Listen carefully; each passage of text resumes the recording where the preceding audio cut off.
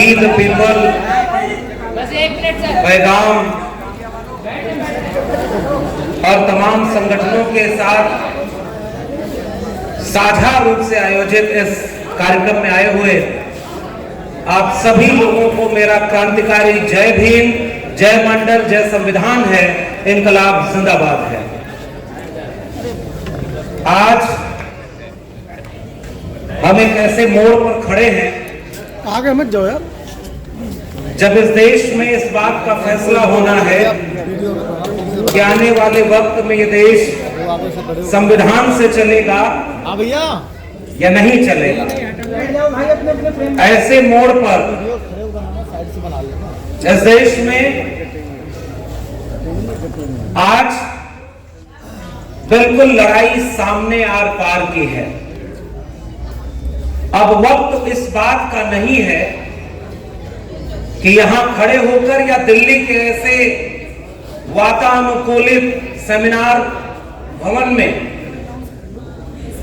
इस सभागार में हम लोग इसलिए इकट्ठा नहीं हुए हैं यह समझाने और बताने कि आज इस देश में क्या समस्या है, कितनी मुश्किल है और देश के सामने खतरा क्या है। अगर इतने समय के बाद भी इस देश के बहुसंख्यक लोगों को अगर यह पता नहीं है कि उनके सामने खतरा क्या है, तो इसका मतलब वो खतरे से लड़ने के लिए अब तैयार नहीं हो पाएंगे। यानी अब वक्त इस बात का नहीं है कि इस मंच पर खड़ा होकर के ये गिनवाया जाए कि संविधान खतरे में कैसे है, संविधान कैसे भीतर से खोखला किया जा रहा है। इसलिए अब वक्त आमने सामने की लड़ाई का है और जो लोग भी इस आमने सामने की लड़ाई में, सीधी लड़ाई में रीढ़ के बिना खड़े हैं, ऐसे थोड़े और लोग भी पलटी मार के दूसरी तरफ चले जाएं तब भी आश्चर्य न करिएगा, क्योंकि ये सही समय है। जिस को पलटी मार के उधर जाना है वो चला जाए। थोड़े से ईमानदार लोग अगर एक जगह बैठेंगे तो वही संविधान को बचाने की लड़ाई है। ये इम्तिहान की घड़ी हमारे लिए भी है और इस देश की जनता के लिए। क्या अब इस देश में हमें यह बताने की जरूरत है कि आज इस देश को स्कूल, कॉलेज, विश्वविद्यालय की जरूरत है या इस देश में धार्मिक मसलों पर बहस करने की जरूरत है? धर्म के व्यक्ति राजनीति कर रहे हैं और जिन्हें राजनीति करनी चाहिए वो धार्मिक काम कर रहे हैं। अगर देश के लोगों को लगता है कि अब इसके बाद भी लोकतंत्र सुरक्षित है, संविधान सुरक्षित है, तो हम जैसे लोगों का भाषण करने का कोई मतलब नहीं। दिल्ली के इस सभागार में खड़े होकर हमने सैकड़ों बार एक ही बातें दोहराई हैं। सैकड़ों कार्यक्रम ऐसे वी द पीपल पैगाम या देश के संविधान बचाने वाले संगठनों ने किया और आज इस बात को मैं कहना चाहता हूं, हम जिस फूले, अम्बेडकर, पेरियार, बिरसा मुंडा, जयपाल सिंह मुंडा को याद करते हैं, बसपांदा आंदोलन को याद करते हैं, अपनी विरासत को याद करते हैं, तो हम एक बार साफ कहते हैं कि वो लोग अपने मुश्किल वक्त में ऐसी लड़ाई लड़ गए कि हम उन्हें याद कर ले रहे हैं। और अगर आज ऐसे वक्त में हम अपने हिस्से की लड़ाई नहीं लड़ पाए तो आने वाली पीढ़ियां हमें जरूर याद करेंगी, लेकिन इस रूप में याद करेंगी कि तुम्हारे सामने जब लड़ने का वक्त आया तो तुम पलटी मार रहे थे और इस बात का इंतजार कर रहे थे कि नेताओं के भरोसे लड़ी जाएगी लड़ाई, नेताओं के भरोसे लड़ी जाएगी। निश्चित रूप से कल्पना करिए कि अगर एकजुटता का एक माहौल बनता तो एक राज्यसभा में एक नेता खड़ा होकर बोलता है कि एक अकेला सब पर भारी। अब की बार 400 पार अकेला नेता सब पर भारी है, उससे सीखने की जरूरत है। हमारे लोगों को मौका मिला तो उन्होंने विचारधारा को थोड़ा पीछे करके बाकी सबको खुश करने का काम किया।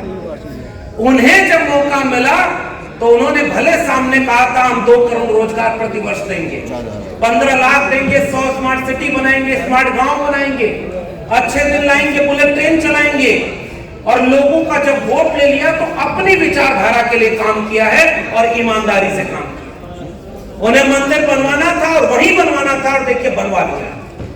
सीख सकते हैं तो ये बात सीखे, ये बात हमारे नेता भी सीखे, कार्यकर्ता भी सीखे। उनके लोग उनके साथ खड़े हैं जब वो किसी दलित को या किसी महिला आदिवासी को राष्ट्रपति बनाते हैं। मध्य प्रदेश में किसी ओबीसी यादव को ले जाकर के मुख्यमंत्री बना देते हैं और मुख्यमंत्री को उठा करके मार्गदर्शक मंडल में डाल देते हैं। यानी वो अपनी विचारधारा को लेकर के बिल्कुल स्पष्ट है। इसलिए मैं एक ही बात कहना चाहता हूं, बहुत सारे वरिष्ठ लोग हैं वो अपनी बात कहेंगे। हम लोग दिल्ली विश्वविद्यालय में पढ़ाते, 14 साल पढ़ाया, और ऐसे ही सामाजिक न्याय और संविधान की बात करने के चलते उस नौकरी से निकालकर बाहर कर दिया गया। तो जब हम हक और अधिकार की लड़ाई लड़ना शुरू किए थे तो हमें पता था कि इसका अंजाम यह होगा, लेकिन इसका अंजाम जानते हुए भी हमने अगर कोई जोखिम उठाया तो यह सोचकर जोखिम उठाया था कि मंडल कमीशन और भारत का संविधान न होता तो हमारे हाथ में कलम और किताबें नहीं होती तो प्रोफेसर की नौकरी कैसे मिलती। बहुत सारे प्रोफेसर लोग वहां बैठे हुए हैं, देश में बहुत सारे बुद्धिजीवी हैं, और सब लोग अगर अपनी जिम्मेदारी निभाने लगे तो फिर कौन संविधान को छेड़ सकता है। लेकिन हकीकत यह है कि इतने मुश्किल वक्त में आज कौन सा खतरा सामने नहीं है। रोज ईवीएम पर प्रेस कॉन्फ्रेंस कर रहे हैं हमारे साथी लोग, ईवीएम उनके हाथ में है, मीडिया उनके हाथ में है, सोशल मीडिया को वो कंट्रोल कर रहे हैं, उनके पास 1000 संगठन है जो गांव तक पहुंच रहे हैं। हर मोहल्ले में भागवत कथा हो रही है जिसका अंत इस बात से होता है कि जो राम को लाए हैं हम उनको लाएंगे, और राम भक्त इससे आहत नहीं होते। वो कभी नहीं कहने जाते कि नहीं नहीं ये गलत हो रहा है। उनके धर्म के मानने वाले लोगों ने कहा कि ये राजनीति हो रही है, लेकिन फिर भी उनको कॉन्फिडेंस है कि चुनाव वही जीतेंगे। लेकिन एक बात बताइए, अगर एक अकेला सब पर भारी था, उन्हें इस बात का कॉन्फिडेंस था कि वो अकेले लड़कर जीत लेंगे, तो गठबंधन तोड़ने की जरूरत क्या थी। वो कह देते दिल्ली से कि हमें इनकी जरूरत नहीं है, हम अकेले बिहार में लड़ेंगे और किसी को हमें अपने साथ लेने की जरूरत है। और वो भी ऐसे लोगों को जिन्होंने कहा था मिट्टी में मिल जाएंगे, जहर खा लेंगे, अब उनके साथ नहीं जाएंगे। लेकिन सत्ता के पास इतनी चीजें होती हैं जिससे वो आपको डरा ले, झुका ले और अपने में मिला ले। लेकिन एक बात याद रखिएगा, बाबा साहब डॉक्टर अंबेडकर जब लड़ रहे थे तो उनके खिलाफ भी उनके थोड़े से लोगों को खड़ा कर दिया गया, लेकिन उन लोगों का नाम कोई नहीं जानता। बाबा साहब डॉक्टर अंबेडकर आज भी संविधान बचाने की लड़ाई में, ज्योतिबा फूले, सावित्रीबाई फूले के ऊपर पत्थर फेंकने वाले, कचरे फेंकने वालों का नाम कोई नहीं जानता, लेकिन उसे झेलते लड़ते वाले आज भी हमारे आंदोलनों के नायक बने।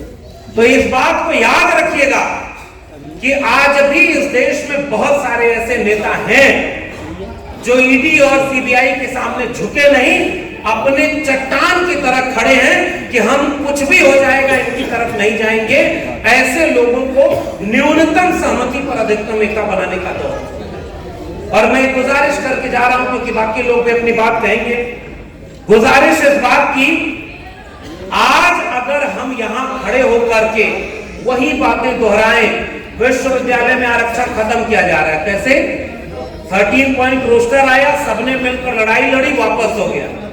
और अभी जब ही 22 जनवरी के बाद यूजीसी ने एक नोटिफिकेशन जारी किया कि टी रिजर्वेशन करेंगे, जितनी सीटें एससी एसटी ओबीसी के प्रोफेसर बनने की बचेंगी उनको अनरिजर्व बना देंगे ताकि उन पर सवर्ण प्रोफेसर नियुक्ति करें। और वो भी तब जब इस देश में 4% ओबीसी और अपने अनुपात से आधे से भी कम दलित और पिछड़े लोग प्रोफेसर बने। तो उनका एजेंडा क्लियर है। अब इस देश के लोगों का एजेंडा क्लियर होना चाहिए। अगर उन्हें मंदिर मस्जिद के नाम पर वोट देना है तो फिर इस देश में आप क्या लड़ाई लड़ेंगे और कैसे बचाएंगे? अगर स्कूल कॉलेज विश्वविद्यालय के नाम पर वोट देना होगा, तब शायद हम थोड़ी बहुत लड़ाई लड़ करके कुछ बचाने की कोशिश करेंगे। और मैं जिस मोहल्ले में रहता हूं, एक बार वहां पर 11 भागवत कथाएं एक साथ हो रही और हर जगह धर्म का माहौल बनाया हुआ, और वहां पर उनके एजेंडे में वो काम पर लग गए हैं। और हमारे लोग अभी गांव-गांव तक नहीं पहुंच पाए हैं कि अच्छा बचाना है तो कैसे बचाना है। हमारे लोग कहते हैं कि इस पार्टी ने ये गलत किया हमारे साथ, उस पार्टी ने हमारे बहुजन आंदोलन को नुकसान पहुंचाया, इस नेता ने ये नुकसान पहुंचाया, उसने ये नुकसान पहुंचाया, और सब मिल करके किसी एक पार्टी को फायदा पहुंचा रहे हैं। वरना 85% कहने वाले लोग आज कहां सरकार में। और अगर इसको हम नहीं समझ पाए तो आप किस चीज की लड़ाई और किसके दम पर लड़ेंगे, मैं यही सवाल करना चाहता हूं। पाखंड और अंधविश्वास में अब इस देश को पूरी तरह डुबोया जा चुका है। मैं इलाहाबाद में पढ़ता था तो इलाहाबाद में एक बार कुंभ मेला लगा था। वहां पर एक आदमी, वहां सारे लोग जल चढ़ा रहे थे, तो वहां कहा गया कि यहाँ जल चढ़ाएंगे तो पितरों को मिल जाएगा जो लाखों किलोमीटर दूर पर है। वहां एक आदमी गया और वहीं से पूरब दिशा में मुंह करके जल चढ़ाने लगा।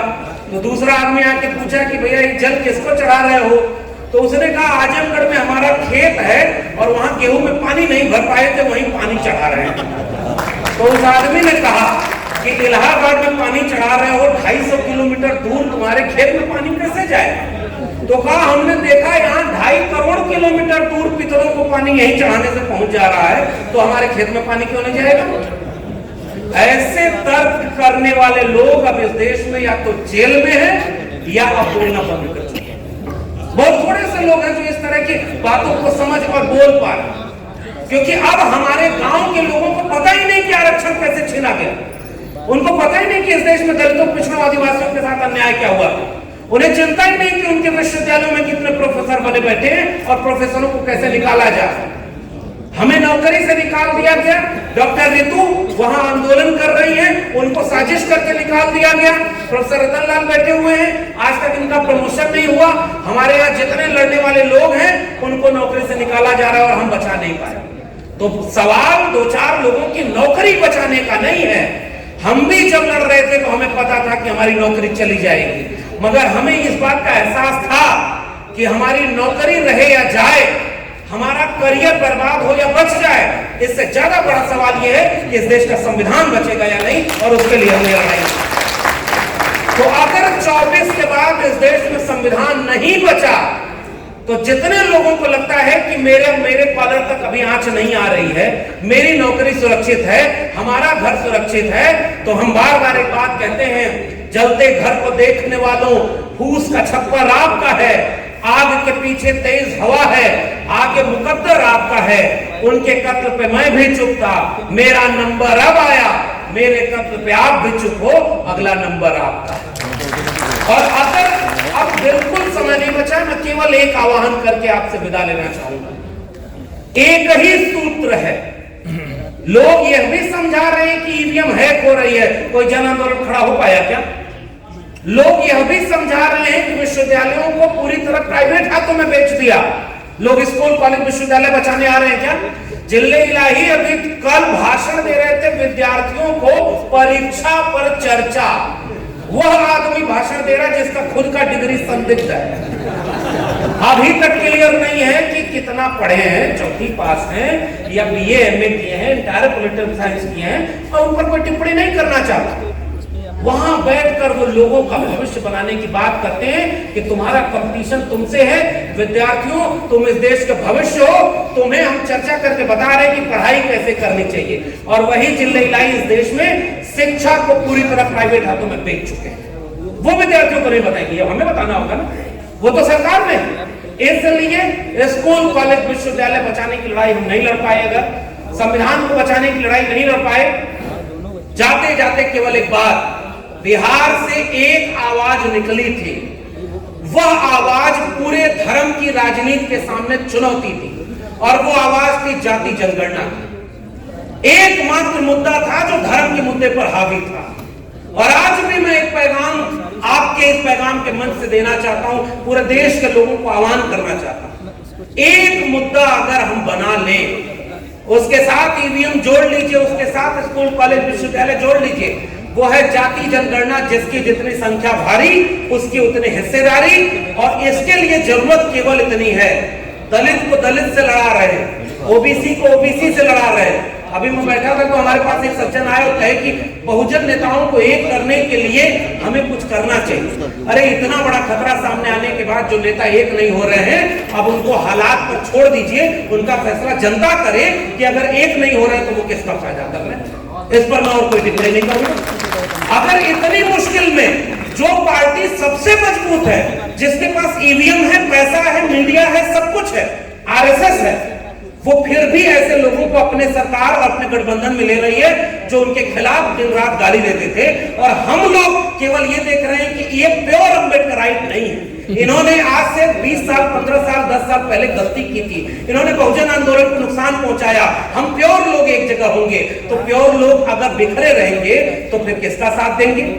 इसलिए केवल एक गुजारिश, 10 बातें अगर हैं, 10 में 6 जगह हमारा झगड़ा हो सकता है, अगर 4 जगह हम एकजुट हैं तो आइए 4 मुद्दों पर एक जगह खड़े हो जाएं। अगर बचेंगे तो बाकी 6 मुद्दे बैठकर सुलझा लेंगे। अगर बचेंगे ही नहीं ये प्योर होने में कि 10 में 10 गुण मिल जाए तब हम एकजुट होंगे, तो फिर मुबारक हो, आपके लिए 2024 का भारत इंतजार कर रहा है। मगर फिर ये ना कहिएगा कि आपको कोई समझाया नहीं। ये बात हमें और आपको भी समझनी है। और अपनी जात बिरादरी से जिनको कहा गया कि वो नीची जाति कर है, ये तो उनकी भाषा है ना, हमें उनके साथ गले में बाहें डाल करके अगर एकजुटता का संदेश समाज में दे तो मुझे अभी भी एक यकीन बचा हुआ है, समाज एकजुट हो जाएगा तो वो दबाव नेताओं पर भी डालेगा कि आपको भी एकजुट हो जाना चाहिए। और नहीं एकजुट होते हैं तो इम्तिहान आपका है। मैं केवल एक गुजारिश करना चाहता हूं, जो इस देश में संविधान विरोधियों को सत्ता से उतारे उसके साथ खड़े हो जाइएगा। अगर संविधान बचेगा तो बाकी लड़ाई हम लड़ लेंगे। बहुत बहुत धन्यवाद।